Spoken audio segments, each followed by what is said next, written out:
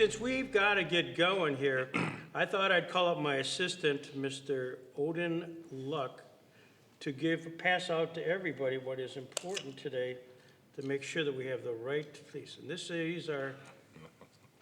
Hello, Mr. Tippett.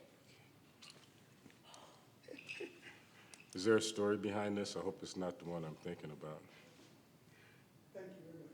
So we read a little bit about you, Leon, and we knew your nickname was Toothpick, and I thought you better explain more than I, because I thought this would be a good prompt.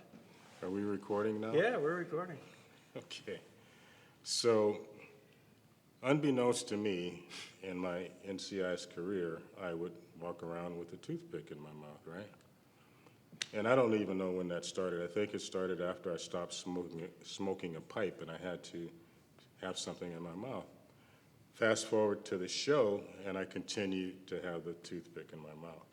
And when they decided to create a director, name him Leon, they said he's got to have the toothpick.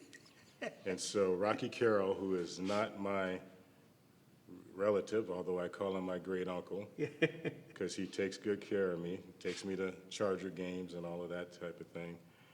I said, Rocky, you know, you've been doing the toothpick thing for a few episodes now, we're getting hate mail.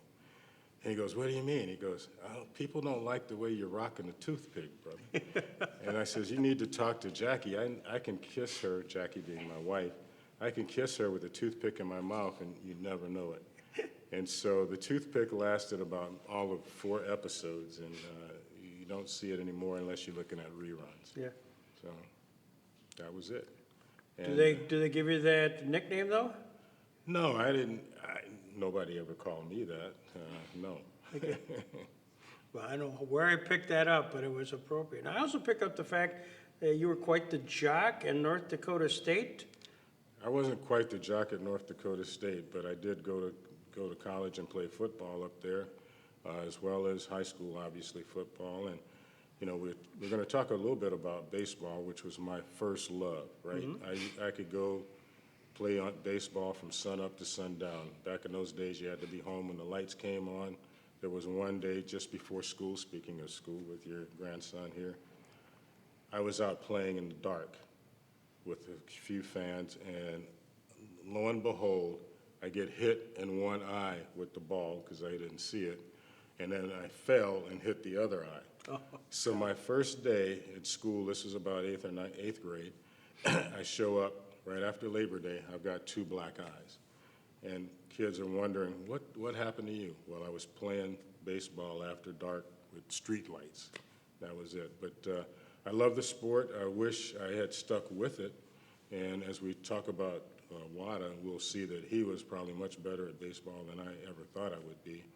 But I think I would have been really good if I'd stuck with it. But football was the first sport that came up in high school in the fall, and I tried out for it. And to my surprise, I made the team. And I played for 4 years high school. I got a chance to play at North Dakota State, 2 championship-winning teams, and the rest is history. I mean, now they've won 15 or 16 since then. North Dakota State, the Bison, right? Correct. But it's a singular, it's Bison. That's right, and you said it right. It's like B-I-Z-O-N. That's how it's pronounced, yeah. Bison, not bison or bisons. Yeah. Nope, it's one singular word. It's always remarkable when it's a team, yes. And it's singular. Yes. And they have won a ton, including last year. We're current champs, you're right. Yeah. How does a kid from Chicago area end up in North Dakota State? Interesting story. I was actually not going to play football, and I wanted to be an architect, and I knew that took a lot of study. And I had enrolled at Texas Tech. And I didn't know, excuse me, at that time, that schools in Texas didn't allow black athletes, or, excuse me, nor students. And my assistant principal came in, and he says, hey, I see you looking at going to Texas Tech. I says, yeah, you know, I'm in a technical school here. I'd like to be an architect, go to a school in Texas. He says, you realize how hot it gets down in Texas? And it was almost like the wink, wink, nudge, nudge. I'm like, no. I mean, I haven't, at that time, had not been to Texas. He says, well, look, I see you got some offers to actually go play football at other places. North Dakota State just won the championship. They had beat Grambling in '65. And, you know, the coach knows coach up there. He's going to write you a letter. That'd probably be a better, you know, place to go for you. And they do have a school of architecture. And I go, great. So I signed almost sight unseen, and I go up there, and the rest is history, as they say, in terms of, you know, being involved with that program. At that time, I was part of 68, 69 teams, which were the second and third national championships after 65. And they went through the 70s with a drought, but since they've been in Division I FCS, they've won more championships in the history of AFCS. So, and now they're putting in pro players, starting with, well, even before Carson Wentz, but he's the most known, a number 2 pick in the draft. Then we had a number 3 pick in the draft, Trey Lance, who I did get to see play.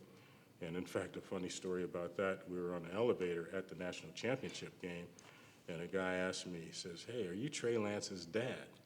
And I'm like, ooh, and I had never met Trey Lance's dad. And I'm like, that's great, but I had met Trey Lance the day before. And I thought, wow, I wonder what Trey Lance's dad looks like. So that night that was the night they had the ceremony for the most outstanding players in Division I FCS, and they showed the dad on the news. And my first thought was to this guy was, hey, I could be Trey Lance's dad's dad, right? So I'm looking at this thing on the news, and I see Trey Lance's dad, and his dad is buff. His dad was a football player as well, played defensive back, I think, in Canada. And thinking, wow, if that guy thought I looked that good, I'm taking it, you know. But no, we've had a lot of good players come out, offensive linemen especially. I mean, you can turn on the TV almost on any given game and see a Cody Mauk or, you know, Zabel, who was just drafted for Seattle. I mean, the list of those guys goes on. Easton Stick, who I watched play, he just left Los Angeles and I think is coming to Cleveland, I believe. And so the program has its own aura. I mean, football at North Dakota State started when I got there, like our assistant coach, he had been a quarterback for the team in '59. He was horrible. And we would laugh because he would throw passes to us DBs, and we're like, oh, we can see why the team never won any games with you at quarterback.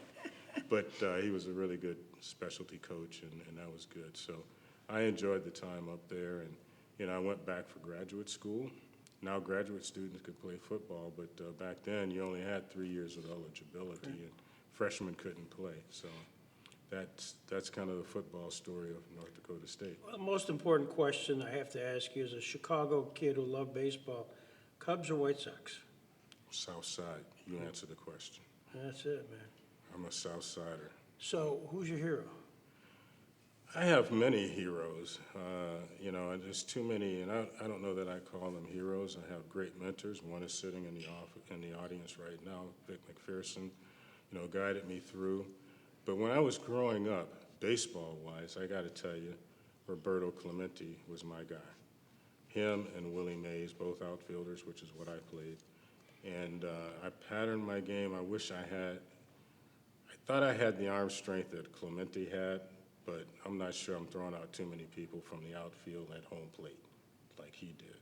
Willie Mays, over the basket catch, I used to do basket Did you really? catches. Wow. Yeah. And, but the over the head, that would have been luck for me. Yeah, yeah. It may have been for him too, but it would have definitely been for me. So, and then watching this kid the other night they robbed the kid of a home run, plays for the Padres, I think, Yeah, yeah. the Padres game. And I'm like, wow, he's 6'5", so he jumps up and he puts his hand at the top of the wall, reaches up with the other hand and catches the ball and doesn't even fall over. So I'm like, wow, I've never seen that done before. That was the most amazing catch. I agree with you. But not as amazing as Saquon Barkley's backwards flip and during last year's season when he was carrying, did a couple of juke moves, and then Yep. jumped over a guy from, facing the opposite direction. I've never seen that before in football. Well, Barkley being a Philadelphia Eagles, and just a news note for the camera and for anybody in the audience at large that the head coach of the Philadelphia Eagles is Nick Sirianni, Sirianni.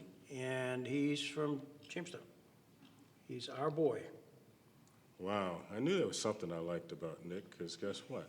Yeah. I'm from Chicago, but I'm an Eagles fan.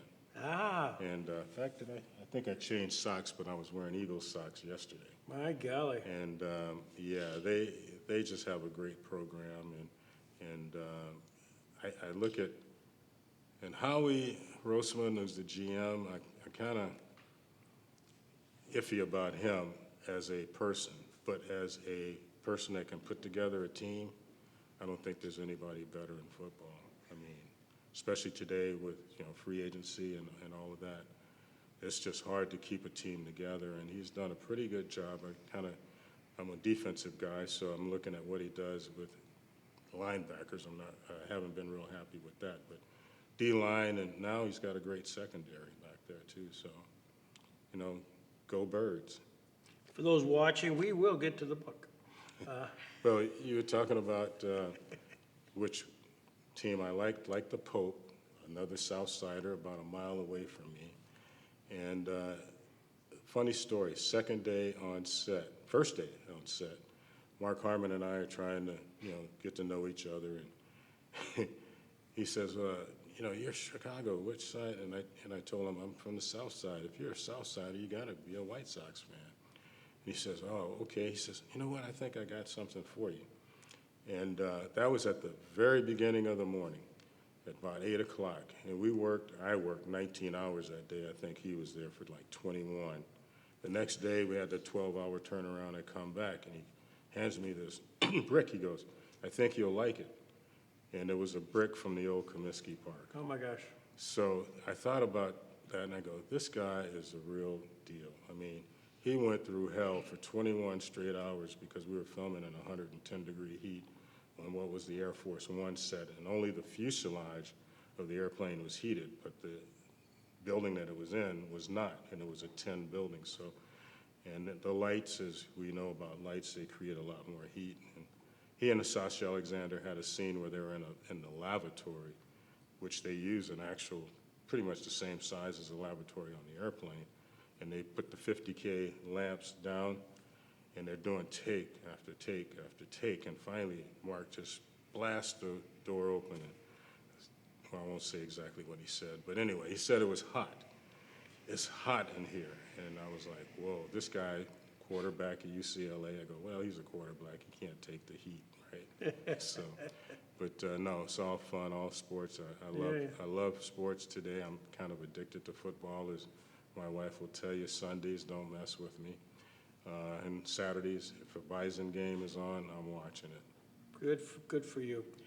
And on behalf of the Chautauqua County Chamber of Commerce, I'll give you one other place to consider should you need a place to get a lunch or something. Mm-hmm. It's called The Pub. The Pub. It's right on North Main Street, and it was originally owned by our claim to fame, local guy, a football player named Jim McCusker, who you would not know, All-American, Pittsburgh, but he played with the 1960 Philadelphia Eagles. This is the national champion, Chuck Philadelphia Eagles, Bednarik Norm era? Bednarik, Van Brocklin, and all that. And if you go into his pub, it's kind of a sports bar, it has Eagle stuff of his vintage. We'll of have that to try vintage. that tomorrow.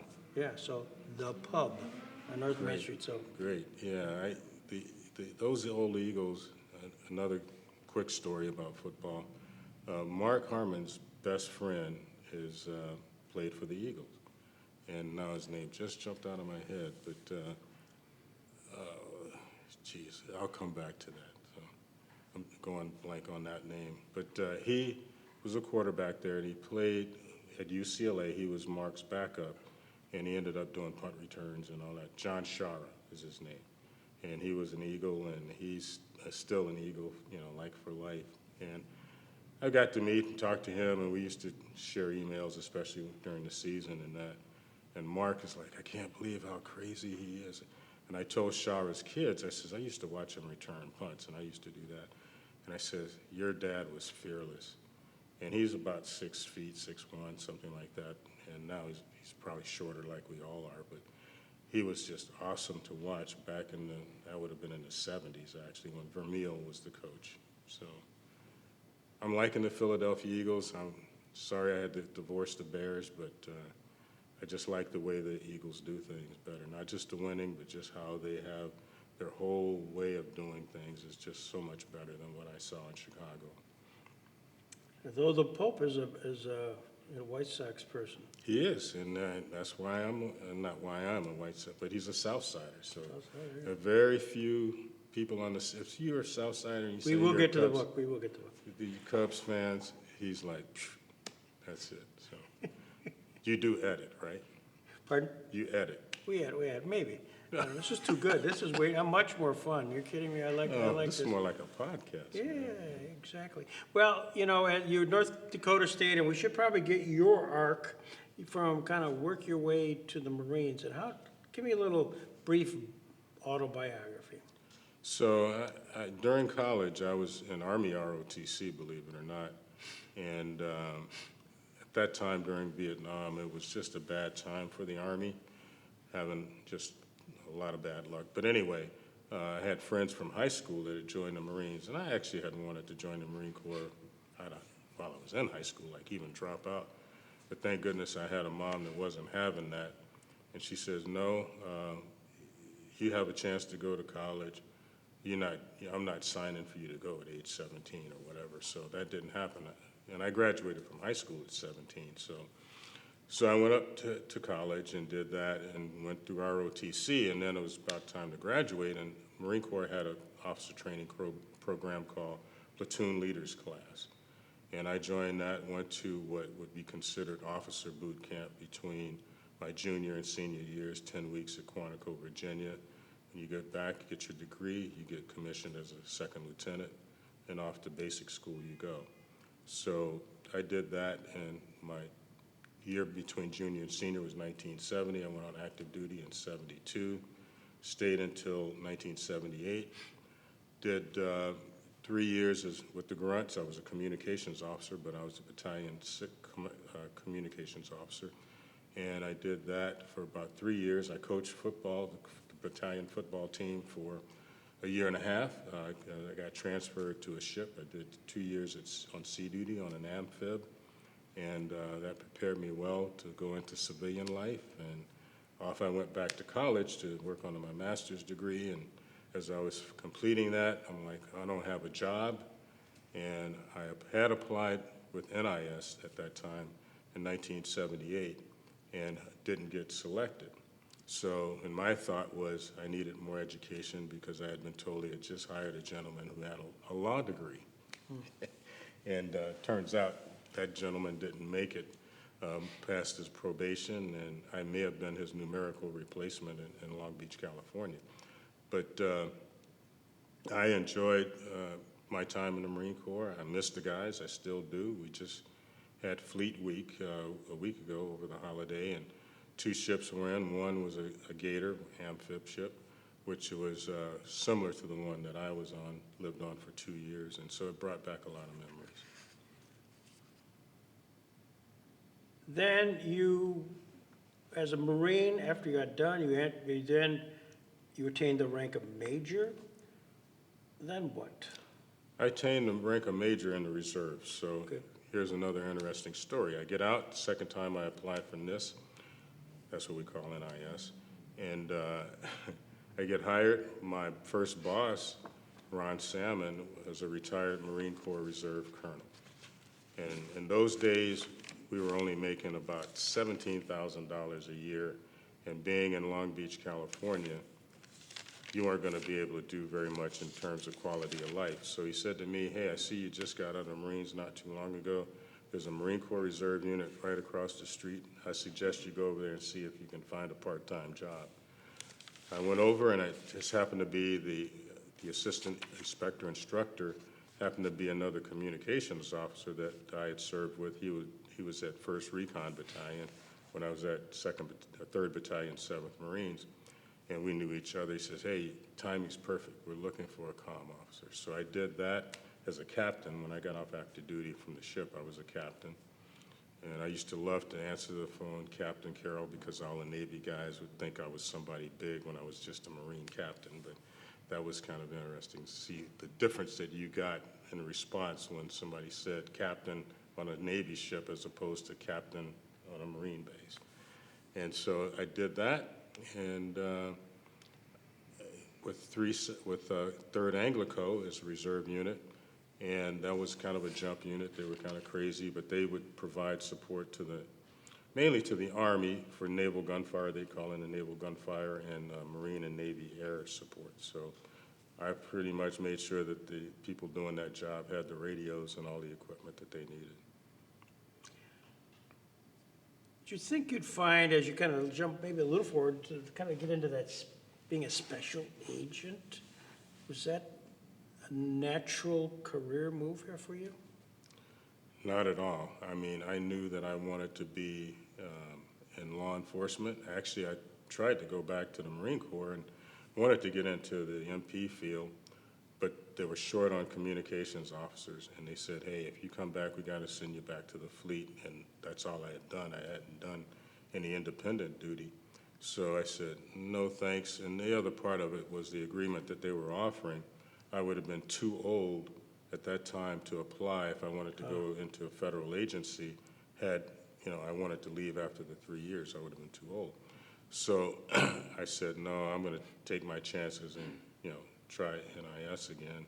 And thank goodness, I was hired. I don't know why I wasn't hired the first time, but it was pretty interesting. My screening board the first time was like 3 or 4 hours. I think I was there for less than a half an hour for the second one.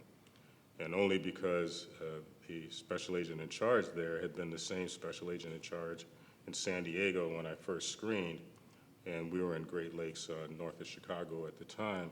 He was now the special agent in charge up there. And I'm waiting in the waiting room, and he walks out, I think, to go to the head or something like that, and he looked at me and he says, don't I know you? And I says, yes, sir, I think you were the agent in charge in San Diego 2 years ago. And he says, yeah, I was. He goes, and we didn't hire you?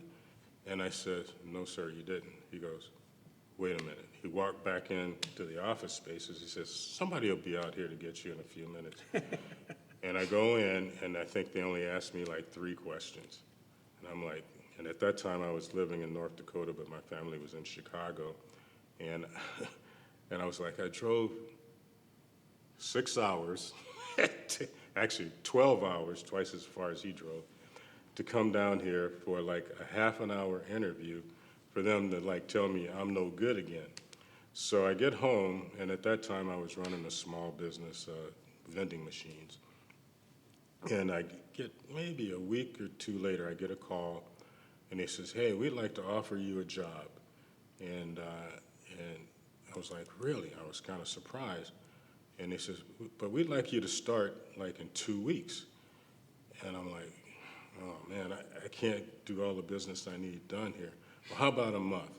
And I go, okay, I think I can handle that. So I sold, my business, and then headed out to Long Beach, California, which was my first office.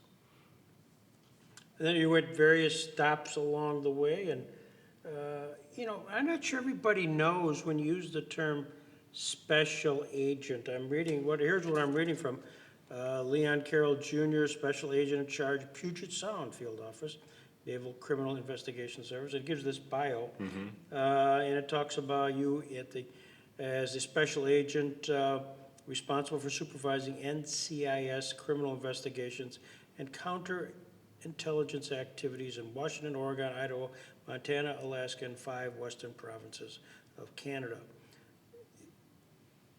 Is that a special agent? With that kind of No, responsibility? it's a special agent in charge. And I'll tell you what, the 2 titles that meant the most to me were special agent and special agent in charge. None of this deputy assistant director stuff or all the other.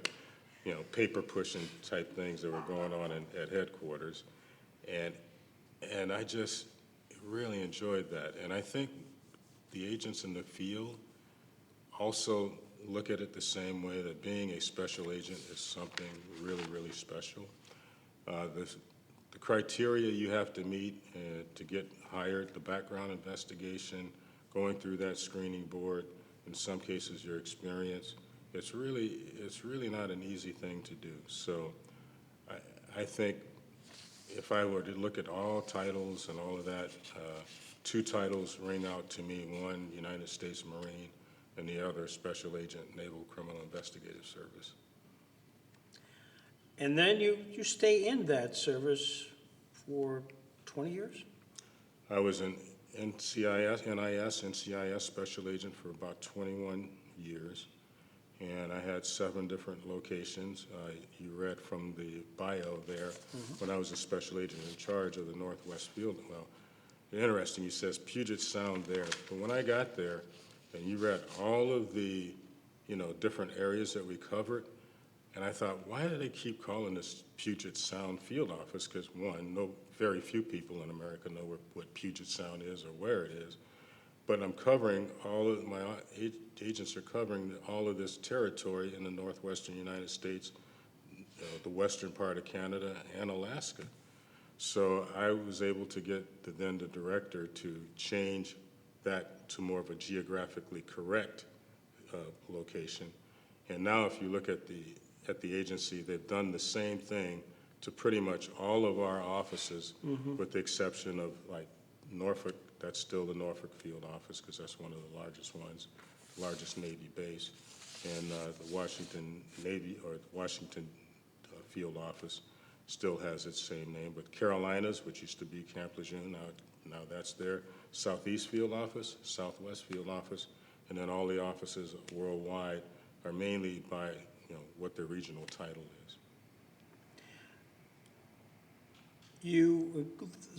Areas of which you were in charge included Panama and, of course, the Pacific Northwest. Curious, the lag, you retire, and then the bio goes on to continue.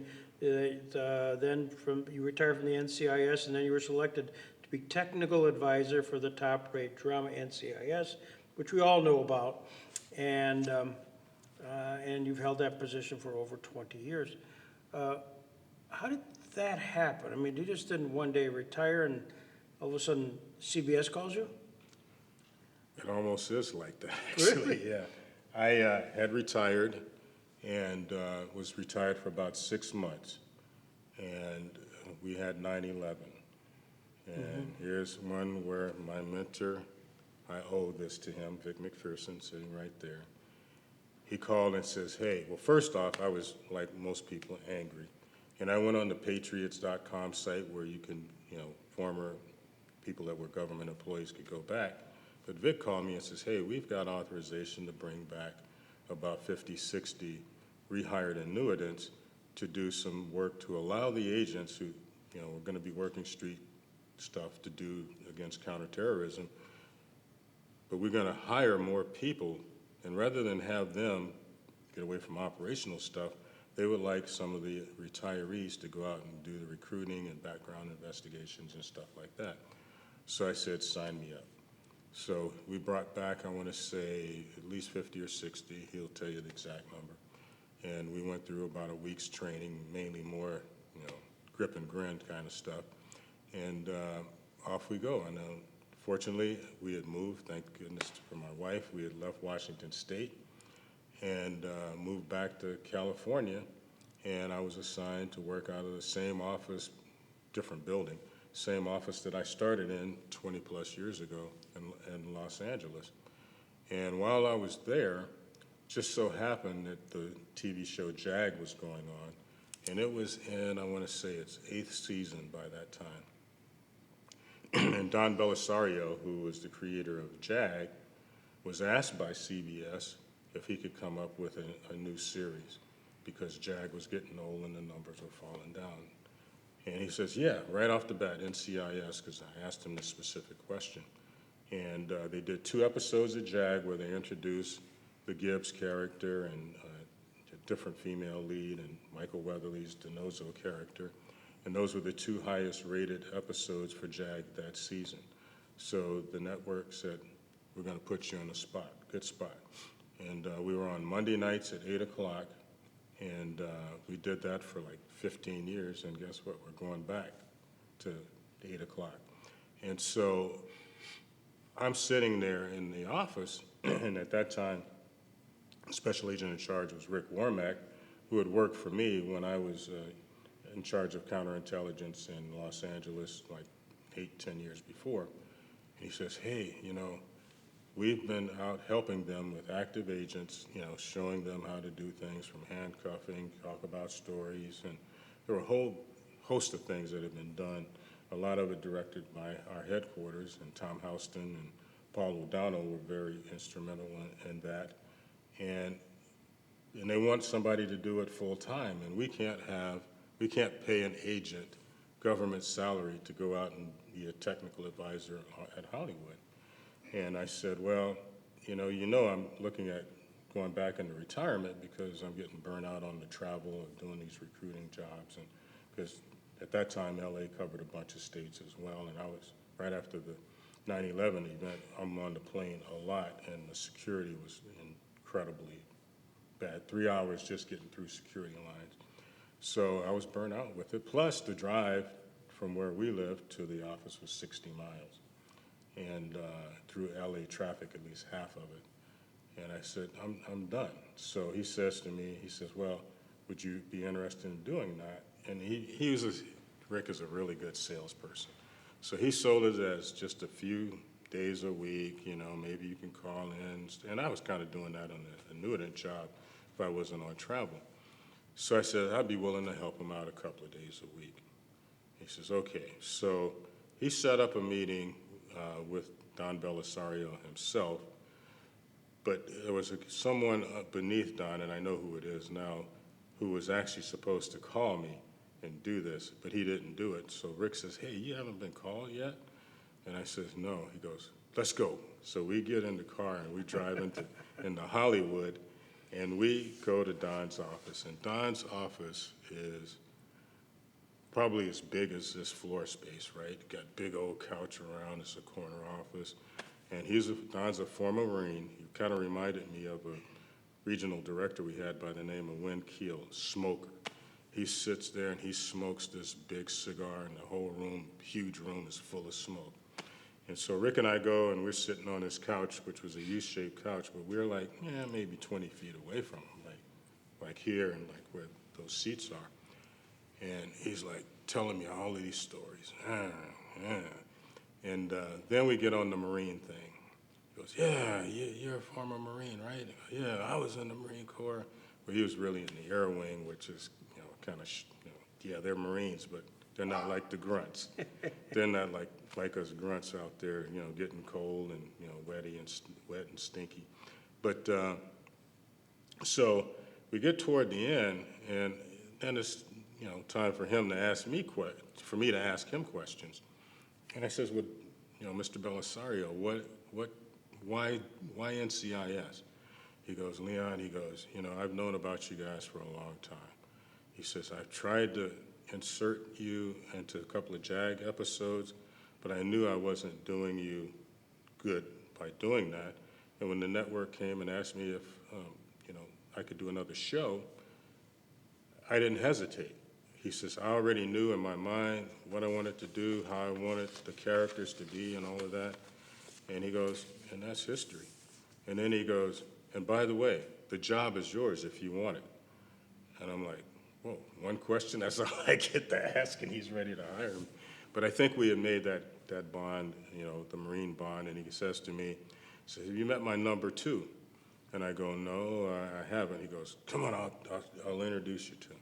So we walk down to the other side of the building, another corner office, and there's Charles Johnson, who, by the way, whose wife went to school with Vic McPherson's wife at Howard University.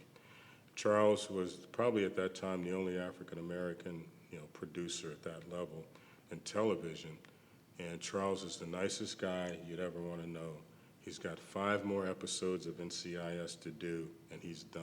When they do the 500th, probably sometime October timeframe, he's going to finally go into full retirement.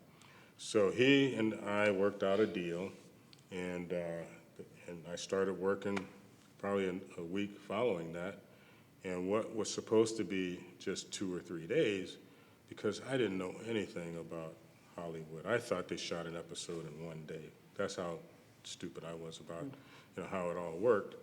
And so I thought, I better, just to learn what everybody's doing, I'm going to go every day. So for the first 2 or 3 episodes, I was there every day. And I was asking myself after like the first day, what did I get myself into? But like most organizations, Marine Corps, NCIS, the crew of a television show can be really tight, really good, or it can be a miserable place to work. And I'll have to give props to another, well, now I would say a mentor, brought me into the book thing, Mark Harmon. He eased the pain because he would tell me, my chair was next to his, he would school me in between takes on what would happen, but more than that, he would always ask me, do I look like an agent? Am I saying this like an agent? Small things like when he heard some agents visiting and they used the term "this," he goes, "Is that what you guys call each other?" I go, "Yeah." He started doing that on the show. So, you have the leadership is really where, the rubber meets the road. If you have bad leadership, you're going to have some major issues. So really, you're sort of glove in hand with Mark during the course of this time period, where he's the executive producer, he's the star, and, Well, at that time, he wasn't. okay. And he was basically just an actor. I don't even think he was getting the producer credit at that time. But he was #1 on the call sheet. And that's like being, call sign 6, the CO. He pretty much called the shots. If anything needed to go to Don that wasn't going through the other producers, and mainly morale of the crew and the actors. That was where he focused most on. We had people that dealt with all the production stuff, but he was more in line with what's going on with, the crew and the cast. And he brought that quarterback mentality, representing the head coach in the huddle, basically. And, everybody loved him for it. I mean, it's just amazing. I would have to say, and I've been around a lot of great leaders, a lot of perceptive people, I haven't seen anybody better than him at leadership. Is there a case during this 20 years which you think is the most important case? Is there sort of one that stands out saying they really got that one?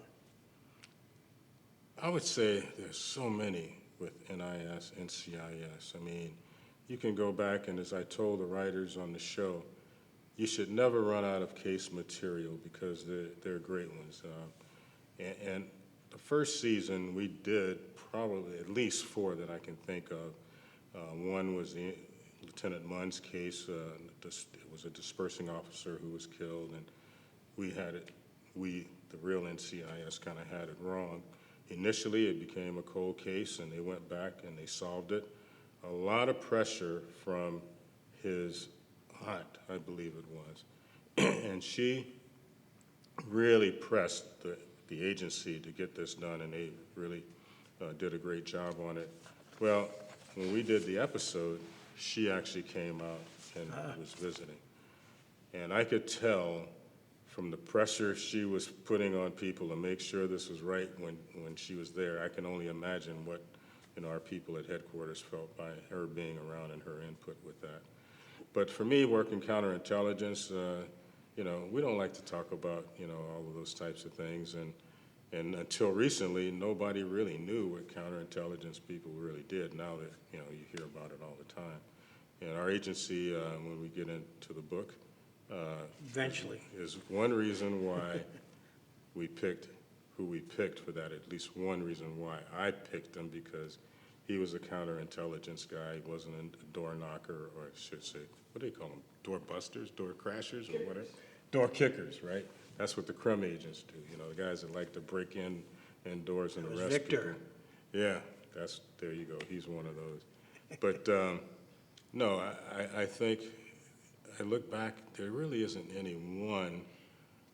The one case that haunts me, and you can ask any agent this, because those stand out more than ones you don't solve that you really thought we should. We had a homicide in the Northwest where we didn't have a body, but we kind of knew who did it, and we never did an episode about this.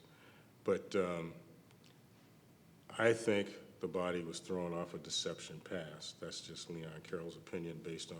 But we brought out ground penetrating radar. We had a task force set up looking at all types of things, and the suspect was a Navy hospital corpsman. Actually, it was actually a warrant officer, so he had gone past corpsman and probably was a physician's assistant or something like that, and had gotten into an argument with his wife, and a really long story, which I won't get into, but turns out years later, his young son, who we weren't allowed to talk to because he was a teenager at the time, he didn't actually witness the murder, but he witnessed argument before, and he had a kind of an argument with his dad years after the dad got out of the Navy, and he said, "You saw what I did to your mother, I'll do the same to you." So the kid comes back and tells us what his dad had said, and you know, unfortunately, the guy committed suicide before we could bring him to justice, and we still never found the body. But I could go through each duty station, and every one, we had just great cases, whether it be in Long Beach, whether, you know, in the Republic of Panama, just a whole bunch of those, and which is the second book. You know, only one I can't think of was my 2 years in headquarters. I can't think of any from headquarters, really. You didn't do any work? But every other place, afloat, I was an agent afloat for a year, and we had some great cases there. Two death cases, one where a sailor who had taken out of the brig to do a deployment to Westpac ended up being killed by Thai police, and it was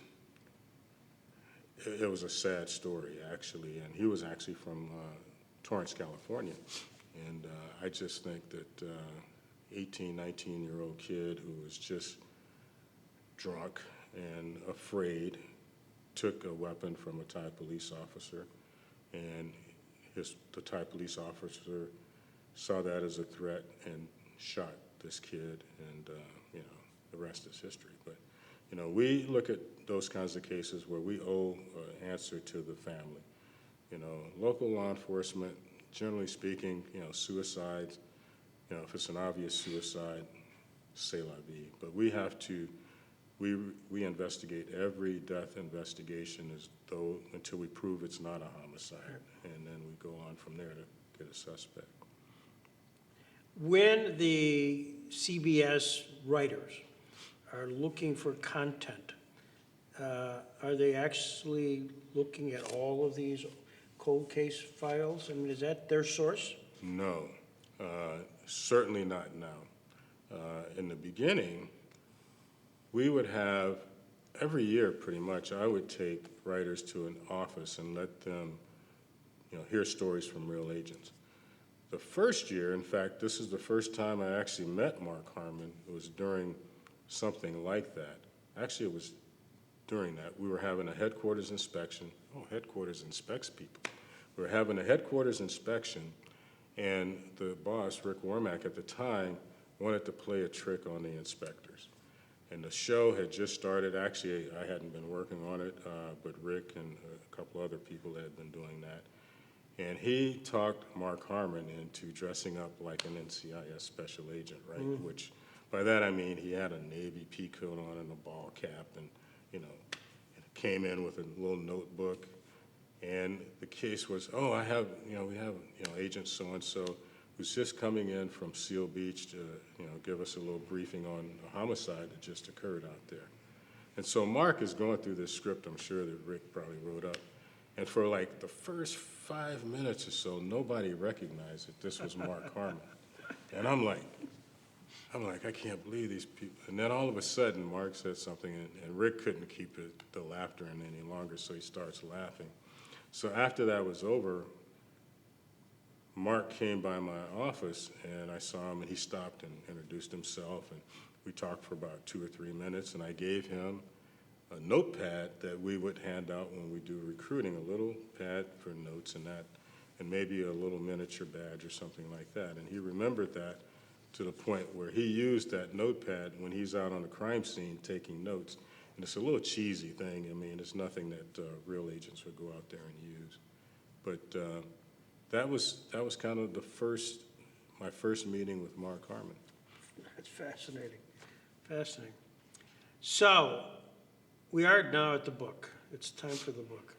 Victor, here we go. And what's the genesis? I have read with incredible interest The Ghosts of Honolulu by a guy named Mark Harmon and Leon Carroll Jr. There's got to be a genesis here. Yeah, and I'll go over this again tonight probably, but again, Mark and I being really close on set, as things started to get wonky with the show in terms of scripts and what they were doing script-wise, we'd sit there in his chairs next to mine, or mine next to his. He'd go, Leon, would you guys do this stuff? Does this, like, for real? And I go, no, Mark, this is drama. You know, I know what my marching orders are. You know, we're going to continue doing the drama, and, you know, we just want to make sure the procedure is accurate. So for a year, it started getting worse, right? I mean, and some of the crimes we were recreating, because when you get to 300 or 400 episodes, you know, what else can you do?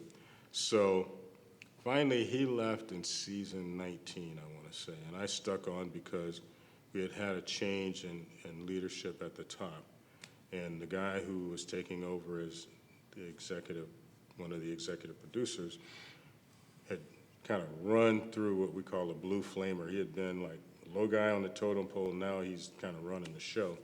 So I said, you know, I would stick around to help him, and then, you know, if that goes well, then I can get out of there. So Mark calls me and he says, hey, Leon. He goes, hey, you know what we've been talking about for all these years? And I says, Mark, we sat next to each other, we had lunch damn near every day for 19 years, and we always talked about stuff, you know, what are you talking about? He goes, no, you know, telling real stories about real agents.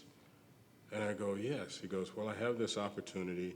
You know, I've been approached to do a book, and he goes, I don't want to do like a tell-all book. He says, I told them that the only book I wanted to do was about real NCIS agents doing big things and big cases, but have never been heard about. Mm-hmm. So I said, yeah, I'm in with you on that. So he goes, okay, we'll get the agent, and they got a meeting together. The agent, which was a literary, he was getting ready to leave one agency, but he stuck with that agency for literary things, but not acting. And a publisher, and I didn't know that I'm like the actual publisher in the room, right? I just hear, you know, can you come up with 5 ideas that we can make a story of and tell a story? So I said, yeah, how much time do I have? And he goes, well, can you do it in a week? And I'm like, well, yeah. And my first thought went to the NCIS Association's history page, the project, which, by the way, Vic McPherson, Lou Beyer, and several others were instrumental in doing all of this research about all of these things going back to 1882, which is when ONI was formed, up until today, pretty much. So I went through and the WADA situation, and WADA's not mentioned that much in the book, in their research. But I'm looking at what had happened before that, and it was too choppy. It wasn't enough that, you know, you could sink your teeth in and really do the research and get a book out. But WADA struck me for 2 reasons. One, like I said earlier, he was a counterintelligence guy, working counterespionage operations. The other thing was he was the first Japanese-American special agent at a time when all of the agents were white male. And I thought, this guy he's got something special going on because he's living in two different worlds here probably. So I was very interested in that. Now, I have to say, that one wasn't my first pick.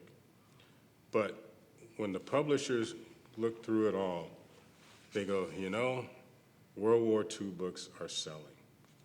And we think we have a really good shot if this story is number one. So I'm like, what do we know? Mark and I both, what do we know? But Mark is a big World War II buff. His dad served in World War II, was shot down. His mom wore the parachute that his dad came down in. That was her wedding dress. So it was one of those things where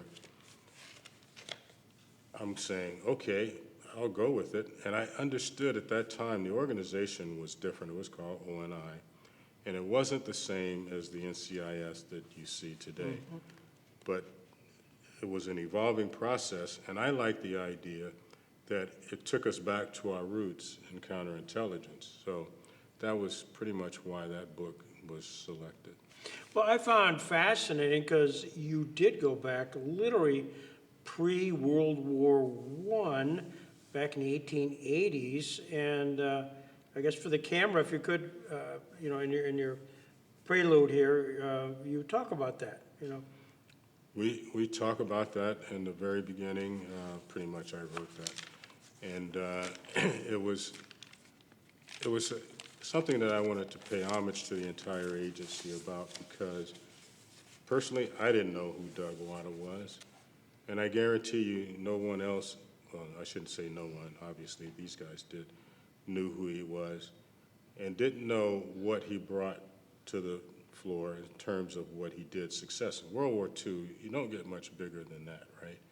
And his work started prior to, and how he was recruited is a story that is pretty unique. And what he did was unique. And I know, you know, I'm probably going to be asked about the difference between him and Yoshikawa later today. But Wada kind of started at the bottom, right? And worked his way all the way up. So with very little formalized training, by the way. And the key for his success probably was his ability to speak Japanese and know the Japanese culture. But going back to 1882 when ONI was first started, you know, Office of Naval Intelligence has had a strong presence that goes back prior to the FBI and obviously prior to CIA. So they have a storied history. And I think telling that is what we wanted to do. Yeah, just for the camera, I don't normally do this, but here we go. From the book, Navy Department General Order 292, established in the Office of Naval Intelligence, ONI, in 1882 to collect information on foreign vessels, chart foreign bodies of water, and tour overseas defense and industrial facilities. ONI expanded into spy cases during World War I. And then sort of after World War I, sort of disappeared until 1939, when FDR directed ONI to handle investigations of Navy cases relating to sabotage, espionage, subversive activities in 39. That sort of brings Douglas Wada into that, ONI. You know? In about 1938 38? is when he came on board. And his recruitment process was pretty interesting. Now, we knew that Japan was becoming a threat, and the Army had kind of, after every war, you know, we draw down our forces, and the Army, from a counterintelligence standpoint, had kind of diminished to very little. Now, the guy that Wada worked with, Hiro Iwai, was an Army CIC officer, and he had about 10 years more experience having been in the Army than Wada did when they did the interrogation of Samakaki, the submarine captain. But I think long-term is one of those cases where I think ONI was looking long-term because, as we discussed earlier, We just, in the book, encapsulize WADA a little bit pre-World War II and a little bit post-World War II. But his story goes well beyond that. And I don't know that we'd ever do a part 2, but there is enough material to do that. What I found fascinating, and I'd be curious how you found the research, because as certainly Douglas, WADA is the line through which you do this. You bring in, introduce Japanese who are, some are patriots, some are not. But you have to find, to the best of you can, dispatches, find depositions, find intelligence. Where do you know the document the counterintelligence? That's where I have to defer to my colleague, Victor McPherson. He and Matt Parsons started at least 20 years ago, gathering this type of information, going through archives and all of that. And when I told Vic, and I didn't know that they had done all of this extensive research, and I think I may have said, Vic, what do you know about WADA? WADA? What are you going to do at WADA? And I go, here's the story. And I said, he goes, I can tell you a lot about what we have, Matt and I have done. So long story short, he's excited about this, and he says, we got so much stuff we can send you, which they did, which was boxes that are sitting in my office right now. And a lot of it was Japanese culture type of things, but a lot of it, some of it, there were writings about WADA when he had talked about things at different interviews that he had done, Military Intelligence Institute, I mean, just a plethora of things. And one of the things that I think if Mark and I had to do over again, even with the research that was done within HarperCollins, Harper Select, that we probably have too many players in that book.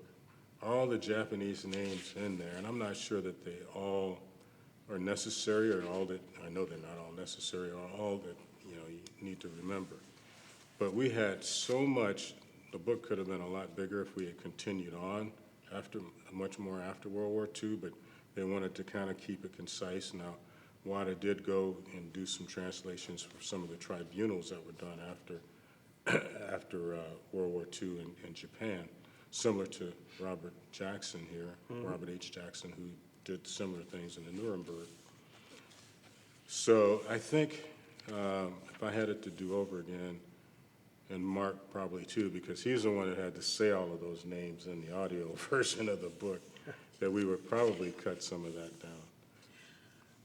I'm going to infuse just an interesting personal excerpt in this because it ties in with WADA. We were introduced to a lady named Naomi Prout, P-R-O-U-T. No reason to know that. And she was living in Ohio. And through friends of friends, she happened to be dating somebody from Jamestown, New York. She's down there in Ohio, and she's got a story because she was working in the office at Pearl Harbor when the bomb occurred in 1941. Her name was Naomi Prout. So I drove down there and interviewed her, and she had just concluded doing a report for a Chinese student, interestingly enough. Somebody had, like you, Victor, tracked her down as the secretary and to the commander who was the head of the Corps of Engineering at Pearl Harbor, who was in charge of setting up the radar. That didn't quite get done. And her boss was the one that Nimitz put the tag on. And so she was the secretary there for him. Anyways, she had written this report, and I had her read it, sort of like an audio. I said, read your report to this Chinese, and it's absolutely mesmerizing by the minute what she was doing, similar to WADA fishing, similar to all that. Now the drum roll and all of this, and you can't believe it. I'm reading this, and I had no knowledge about WADA being then asked to go to Tokyo to work on the Tokyo tribunals, Tojo et al. And guess who was asked because she was the secretary who had Japanese knowledge to translate Naomi Proud. She's over there at the Tokyo trials, having eyeballed all of this, all the Japanese defendants. And I'm thinking, holy cow, Wada, what he did, translated, working in the office. Alexander, it was the Alexander Hotel? Yeah, that's where she worked, that was her offices. Yeah. Wow. And you would almost say, she was there, he was there. They probably were at the water cooler, they hanging probably- out.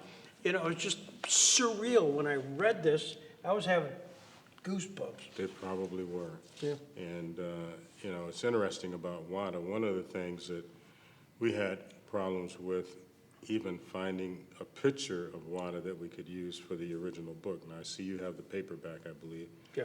And that's got pictures. Yeah. The hard copy doesn't.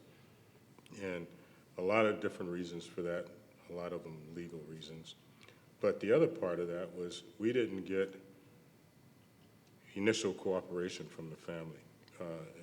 In my case, no response. The gentleman who will be here later today, Matt Parsons, he did talk to the grandson of Wada. But so now we're telling this story about a guy, and we got other pictures, Yoshikawa being one, and we don't have our protagonist in there. And that became an issue afterwards. Now, you have all the baseball stuff, and there's stories behind that too, but I think in looking back at that, it's sort of like, do you divulge your source type of thing? I mean, and nobody really made a big deal of it until later. That here, you know, we've done a book on a guy and we don't even see his picture in it.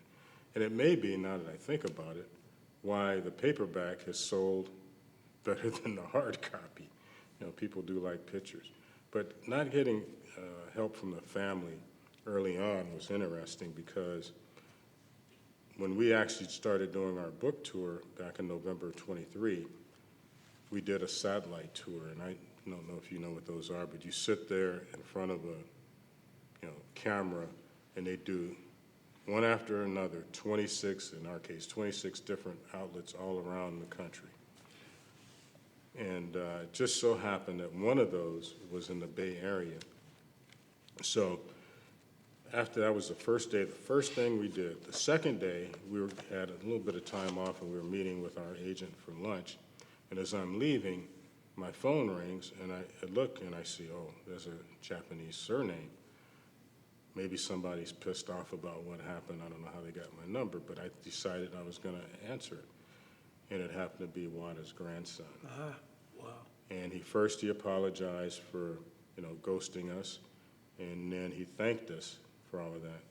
And then I says, Larry, how did you find out about this? He goes, well, you won't believe this, but one of my mom's friends, I thought about calling the mom, but I figured I'm not cold calling a 90-year-old woman. But a friend of hers had called after seeing us on television, local news in the Bay Area. They live in Concord.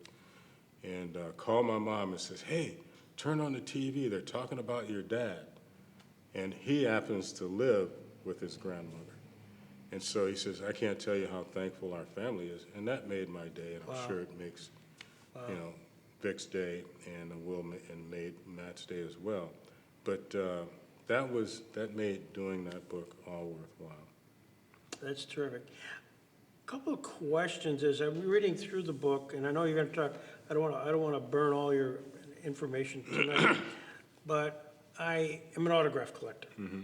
Right over there is an actual autograph of Hirohito, and not many opportunities to ever show that. I mean, you don't. Not people get all excited about that, but tonight might be. Only for the question for me was the loyalty, the compassion of the Japanese to the emperor, and how that impacted their willingness to participate on the island, how they participate. Just, did you get a sense of that as you're writing a book, kind of this overriding Hirohito?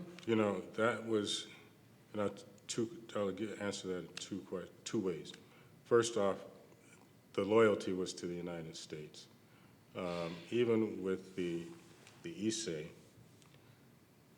the Nisei generation, you know, they were born there and everything was, they were Americans. The Issei who immigrated, there were some that were loyal, but not very many.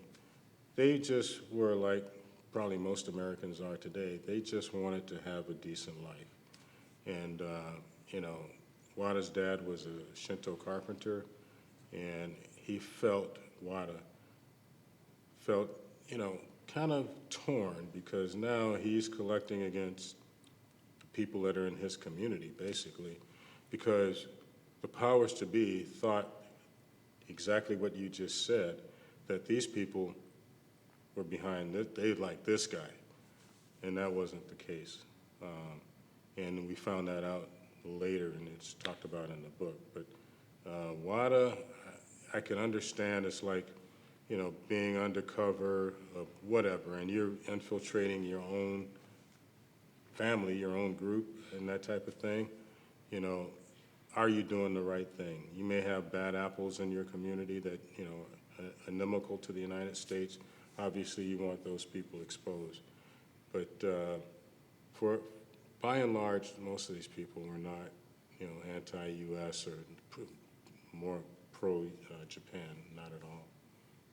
What I also found meaningful is, after Pearl Harbor, the feeling of the administration, Roosevelt, the wonderful report and how you handled Ringel, I think that's right? Yes. Ringel. And his report and how the administration was going to react to the emotion as opposed to the practical, which is, we also have another thing out there. It's the executive order, the actual poster. I bought that on eBay. I can't believe it. But the actual poster, but that plays in our world here with the Korematsu legal case, which is Robert Jackson, all over it. So we study that all the time. Right. But you handled that so well here, and how even only at the end, you know, the Ringels, who was saddened by the action of Roosevelt and DeWitt, subsequently DeWitt. But it really was, you captured that well. Thank you. And I'll pass on the credit to Matt Parsons. Matt actually talked to Ringel's son. Really? And he gave firsthand information about how Ringel felt. And some of that may have been, you know, just the close connection that Wada had with him and, you know, the whole recruiting process. I mean, here, Wada is almost kind of part of the family. But I think it didn't take Ringel long to figure out that what the powers to be were saying about the people in Hawaii, especially Japanese Americans, was just not accurate. And quite frankly, in the end, the Japanese Americans in California were treated much more harsh when it came to internment and all of that. But, you know, Robert H. Jackson was a dissenter on making sure that that didn't happen, but he was a dissenting opinion, which means they went through with that executive order. And it's sad because, you know, some of that's starting to play right today. But it's interesting you would bring that up. And when I saw that he was, you know, Associate Justice and what he had done, I was just watching a show on PBS about the Chinese being treated a similar way during the bubonic plague in San Francisco, which they started doing the same things in Hawaii, they being our government, in Hawaii with the Chinese, segregating them, and it was always thought that they would be placed into something like internment camps as well, thinking that they were the ones that were spreading the plague, when in fact they were rats that did that. And here again, you know, they're looking at who's spying on the United States and who's, you know, doing the ships that are coming in and all of that. Mainly a German spy by the name of Otto King. So go figure. No, that's all I can say. We sometimes don't open up wide enough to take the big view. We go with the stereotype, and that's kind of what happened here. Well, I applaud, again, the research when you just say that as Ringo, because of politics, was leaving the stage. He had one final bow planned before leaving it, leaking his revised report to the press, including parts detailing the overall loyalty of the Japanese in America, which played a role, didn't change Roosevelt's decision at that time, but it played a role when, in fact, the acceptance of the Nisei division's Hawaiian troops and how well they prosecuted the war. I mean, he's another, there are many heroes here. He's probably not stated well much, but. We had a senator in Inoue who, he was a recipient of the Medal of Honor for actions in World War II where he lost his arm. Yeah. So it's, you look back at that and it's sad to see that we go in with that type of bias. But the Japanese, and I'll have to say this, because what you're talking about are the Army units who got sent over to Europe, 442nd and the 100th Battalion. Those units were people that volunteered. Now, mind you, the draft status of Japanese Americans was changed that they couldn't even be drafted after World War.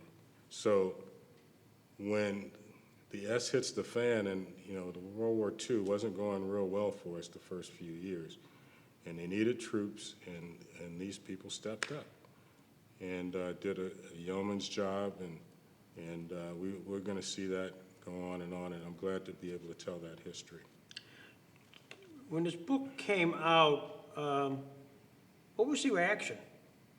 What was the reaction from? The book, when this goes out and you go on tour and people all of a sudden hear the story about Watt and they hear the story about a few others and they just hear the story, because most, I'm just curious whether we had reactions from the Japanese Americans, whether you had reactions from Hawaiians, you had, because you talk a lot about what was going on in Hawaii, and even various personalities. So I just curious whether, I hate to use the term blowback, whether it was just constructive criticism. Greg, I'll be honest, I was concerned about that early on. And it turned out I didn't have to be concerned.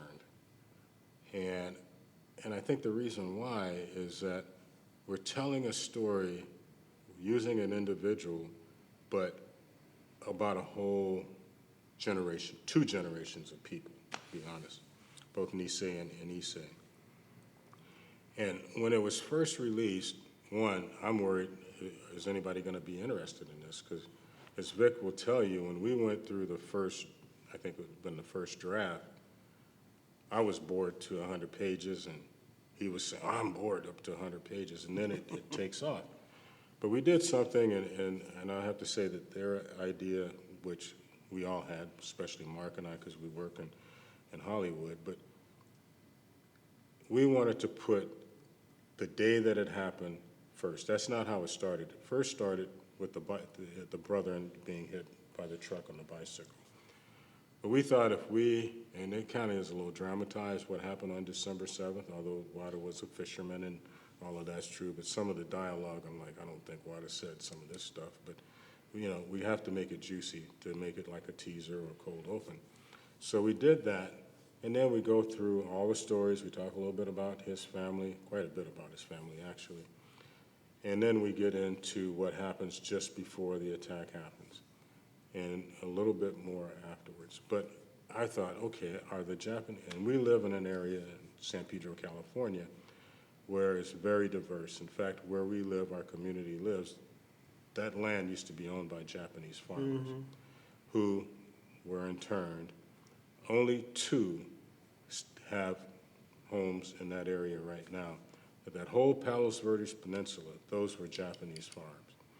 Down where my reserve unit drilled, that was a Japanese-American schoolhouse that was on the registry. They ended up tearing it down because of expanding the port of Los Angeles. So, and there's a fisherman village that they're bringing back, and there were still like 2 or 3 buildings there. Gardena, California, is probably one of the largest Asian American populations outside of, Asia, of Japanese, Chinese, and a lot of Hawaiians. So I have Japanese American friends, and I thought, hey, I want you to read this and tell me what you think. And most of them, very few of them were around during internment.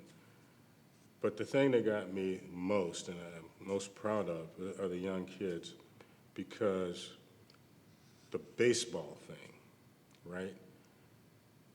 A friend of ours is a park and rec director up in Palos Verdes, and she goes, hey, do you mind meeting, we have Japanese League Baseball up here. Would you come up and meet the team from Gardena called the Rebels? And I go, absolutely. So I go up, and they're young, in their 20s. Actually, a single A team, and they have, I think, a 6-team league. And, there's a lot of mixed race Japanese, but they all have to have some Japanese in them, and there's probably more full blood than anything. But they read the book, had a big deal, and I got a picture of them holding the book up. And the captain of the team called me, and he says, Leon, he goes, we're so thankful that you guys wrote this book. Nobody here, and again, in the 20s, nobody knew about this. The other thing that kind of struck me once, really hit me that I remember, is when we did the LA Times Book Festival. Mark and I are on stage, similar theater to this, and after it was over, I'm walking out, and this little old lady is walking behind me, and she tugs on my jacket. She goes, hey, I want to thank you. And I go, really? And I'm thinking, what are you thanking me for? She goes, you refer to us as Japanese Americans. I'm not used to us being called that. And this lady was probably in her 90s. And I go, wow, that's powerful stuff. Yeah. But no, I think, I look back, I'm glad we did it. I'm glad we did it first. And it's one of those things that hopefully the agency, and I know, the agency could probably do more to recognize Wada. They're talking about doing a plaque for him and putting it out at the office in Pearl Harbor, and the Asian American Police Association is looking at doing a scholarship in his name. But before this book, and before that guy and his partner provided us with all that information that I'm trying to get out of my office right now, and they won't take it back.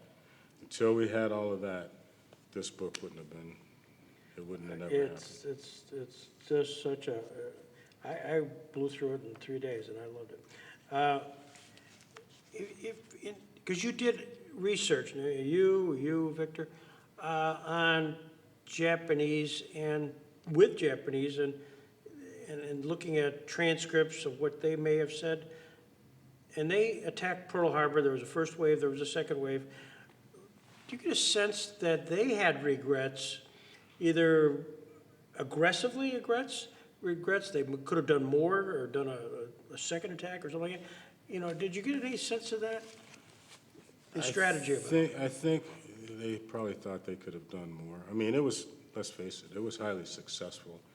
Not as highly successful as they wanted. I mean, for instance, Samakaki, who was the captain of the submarine, he was, and you talked about loyalty, probably loyal to these guys to the point where he wanted to commit suicide. And Iwai and Wada talked him out of that. I think because of the world picture at that time, they thought, well, we did okay, but we pretty much awoken a sleeping giant. And, we weren't ready for that. I mean, the fact that they attacked on a Sunday, I mean, we had, we don't do stuff on Sunday. We go to church and we fish, right? And so all of those things that they had been working on while they're telling us, oh no, we have no intent on attacking the United States, they are coordinating with the other two Axis powers, I mean, Italy and Germany. So, and we talk a little bit about that early in the book, but I think, to be honest with you, they wish they had done more or been even more successful in what they were. But thank God they weren't. Right? 'Cause it seems to me they didn't hit the oil and the gas tanks and The infrastructure. infrastructure, yeah. And I think if they had it to do over again, they would, because it didn't take us long to reconstitute our forces, right? And Hawaii, to this day, remains a very important transshipment point. Ships go through there. They still have a shipyard. They still have, the oil, petroleum refueling. A lot of ships do that. Ships I was on did that. And Guam is another significant area, which is actually, Guam is actually building up now. But yeah, I think they would have been. But I think today, a different story. My wife and I, Jackie, were on Guam again, thanks to Victor McPherson. And we went up to the battlefield. And every Wednesday in the Chamorro village, they would have Chamorro dinners and stuff like that, and they would do their crafts and all that. Well, when you go up at the monument, the Guam Battlefield Museum, they have one side, if you've been there, they have one side, Americans, all in English. The other side, Japanese. And so I'm looking at the American stuff, and they were putting the stuff in the papers just like it was being said, Japs do this and all of that. And I'm thinking, whoa, there's a lot of Guam is Japan's Hawaii. That's where they go for their retreats and stuff. And I'm like, there's a lot of Japanese people here. So we're down at the village for dinner, and we were behind a Japanese couple, young couple, probably 40s. And they had young kids, and the dad turned around to me and he says, hey, what do Americans, he had told me that they had been up there. And he says, what do Americans really think of Japanese? Caught me off guard. And then it dawned on me, oh, they were just up there and they saw that. And now that's the impression that they think that we have. So I said to him, I said, well, I can tell you what, all of my electronic appliances are made in Japan. So, I mean, we must think very highly of you because we're spending the money there. And we went to Japan after Guam for a little bit of time off, and quite frankly, they were farther along than we were on things like televisions and that kind of thing. But sometimes you have to be worried about stuff that's going to happen later in life, because I don't think people think that way about Japanese now. But when you read those articles and of course we were just attacked. What do you think? It's just like 9/11 and some of the other attacks. So, but yeah, I'm pretty happy with how the Japanese Americans that I know, in fact, they traded books with me. Here, my uncle was in this unit, and here's his yearbook, and I go, well, I've read this book and I don't need it anymore, and the guy that sent it to me doesn't want it back, so I'll give it to you. So that's kind of how it's worked. It's been a real joy for me to do it. After that, you've done Ghost of Panama. Is there a third? Second. That was the third. That was the second. But is there a third? You're looking at the questions that are going to be asked tonight. Why not? I'm giving you a heads up here. Yeah, I don't want to get you completely. Oh, I am wearing my Eagles socks. I forgot to change socks. There we go. Ed, can you get on that? Ed, can you look at Oh, man. Look at that. Nick will be so proud. Oh, God. That may get you a free beer at the pub. Oh, I'd play the Sox. Wouldn't you, Phil? Yeah, I would do that. all right. Well, So I won't change for tonight. But yes, to answer your question, Greg, there is a third. Mark and I have gone back and forth, and we don't fight about much or disagree about timing and things, but you know what? Both of us are getting older, and I don't know how many more books are going to come out of this, but we've signed a contract to do the third one, and we're going back to World War II. And I can't say too much more than that, other than, you'll have to bring me back, or maybe you can get Mark to come back when I go back, I'll tell him what a joy this was. By the way, he and Pam just became grandparents 2 weeks ago, and so he sends his gratitude for, the invite, and unfortunately he couldn't make it here. But yeah, I'd do it again, and hopefully the next one, we may make Mr. McPherson happy on a colleague of his, who I never knew, but was the first African-American agent with the organization. And I only knew him because he sent me an email. He's passed away now some time ago, Lou Webb. And as I was retiring, he sent me an email and talked about his experiences with the organization. But no, after that, I don't know. I mean, it's interesting because it's hot and cold. One day, as you probably know, doing this is tedious. You didn't ask about the first one, but, we would be on Zoom with these two guys. Maybe we did 3 or 4 Zooms, but Mark and I would have to be on Zoom all the time because at that time COVID was an issue. And in one way, it's a good way to get somebody in a seat for hours on a time. But then when things open up and he's producing, he's acting, it's really hard to nail him down sometimes. So, but yeah, there'll be a 3rd book, and it'll be a World War II book, and I'll leave the rest of that for tonight. I won't tell Perfect. much more. I just, thank you for, this is fantastic.